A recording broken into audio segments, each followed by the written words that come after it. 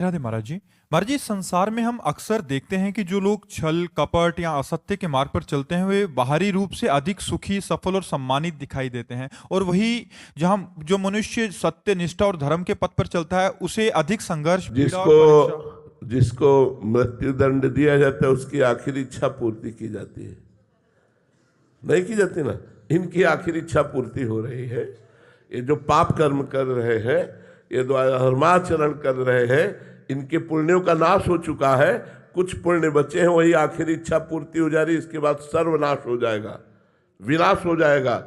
यहाँ न को कुल रोवनिहारा, राम विमुख असहाल तुम्हारा।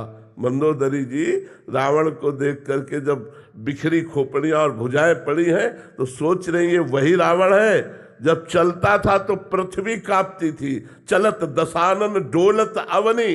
भुजाओं को ठोक देता था तो लोक के लोक खाली हो जाते थे। आज वही रावण बंदरों के पैरों की ठोकर में उसकी खोपड़ियां फुटबॉल की तरह दौड़ रही मैदान में। तो कहा राम विमुख असहाल तुम्हारा, रहा न को कुल रोवनिहारा। तुम्हारी आखिरी इच्छा पूर्ति की जा रही है। जैसे मृत्यु का दंड देने वाले को पूछा जाता तुम्हारी आखिरी इच्छा क्या है, बोले हमको ये खवा दो, ये दिखा दो। हाँ, तो वो खवाया जा रहा है तो देखकर कुछ ये मतवालों के सुखी है। अब वो गड़ासे के नीचे जाने वाला है, अब उसका नाश होने वाला है। दीपक की तरह जलो, धर्म पूर्वक चलो तो कुल परंपरागत चलोगे। हाइलोजन की तरह जलोगे, फ्यूज हो जाओगे। अधर्माचरण करने वाला हाइलोजन की तरह प्रकाशित होता है, फ्यूज हो जाता है, क्योंकि उसके सुकृत नष्ट हो जाते हैं। इसलिए ये देखो मत कि वो पापाचरण करते हुए उन्नति को प्राप्त हो रहा है।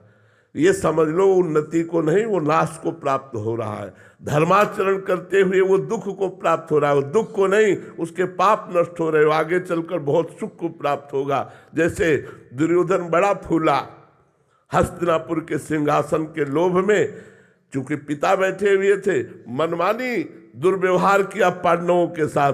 परिणाम क्या हुआ? हस्तिनापुर के चक्रवर्ती सम्राट पर महाराज युधिष्ठिर बैठे और एक भी भाई जीवित नहीं बचा, सब मारे गए। अधर्माचरण करने वाला परिणाम में नाश को प्राप्त होता है, और धर्माचरण करने वाला भले दुख भोगे, परिणाम में विजय को प्राप्त होता है, सुख को प्राप्त होता है। ये बात बैठा लेनी चाहिए। अधर्माचरणियों की उन्नति देख करके अधर्माचरण नहीं करना चाहिए कि ये बड़े सुखी नहीं है, बड़े अशांत, चिंता, भय और शोक से ग्रसित है, और परिणाम में उनका पतन होगा। उनमें विपत्ति और दुख का ऐसा तांडव मचेगा कि वो नष्ट हो जाएंगे। महाराज जी, आप तो सबके हृदय की अंतःकरण की स्थिति को जानते हैं। महाराज जी, ऐसे जनों की अंतःकरण की स्थिति बड़ी भयावह, बड़ी गंदी होती है, बड़ी गंदी होती है।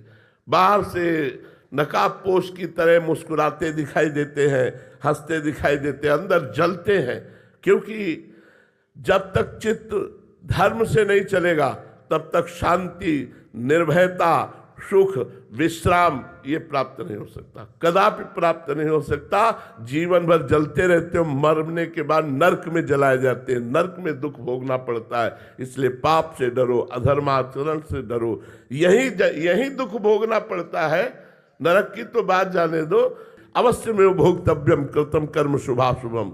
जो शुभ और अशुभ कर्म किए जाते हैं उनका भोग भोगा जाता है। इसलिए पापाचरण से डरो, पापाचरण मत करो। देखो, बचपन से भजन मार्ग में लगा हूं, किसी जन्म का पाप कर्म हमारे ऊपर लागू हुआ तो दोनों किडनी फेल हो गई। कर्म, भीष्म जी इतने बड़े महाभागवत बाल ब्रह्मचारी धर्मात्मा, 6 महीने बाणों की सैया पर। कर्म अवश्य में भोक्तव्यम, भोगना पड़ेगा। फिर जो पाप कर्म कर रहे हैं उनकी तो बात जाने दो। महाराज जी, परिवार पे भी इसका असर पड़ता है? हाँ, क्यों नहीं, संबंध का तो होता ही है। अगर तुम कोई क्राइम करो तो तुम्हारे पूरे परिवार को प्रताड़ित किया जाएगा। कहाँ है बताओ? यहाँ तक कि रिश्ते नातेदारों के घर भी छापा पड़ेगा, रिश्ते नातेदारों को भी प्रताड़ित किया जाएगा। संबंध का तो दंड मिलता ही है, या संबंध का पुरस्कार मिलता है। अच्छा कार्य करने वाला राजकीय कर्मचारी तो माता पिता रेल में फ्री, संबंध का ही तो उसको सुविधा मिल रही है, संबंध से ही उसे दुख और दुविधा मिलती है। जो पिता अधर्म आचरण कर रहा है तो बच्चे भी उसका भोगेंगे? बिल्कुल, बच्चा करेगा तो बाप को भी भोगना पड़ेगा, बाप की भी निंदा होगी, उसको भी गालियां मिलेगी, समाज में उसको सर नीचा करना पड़ेगा।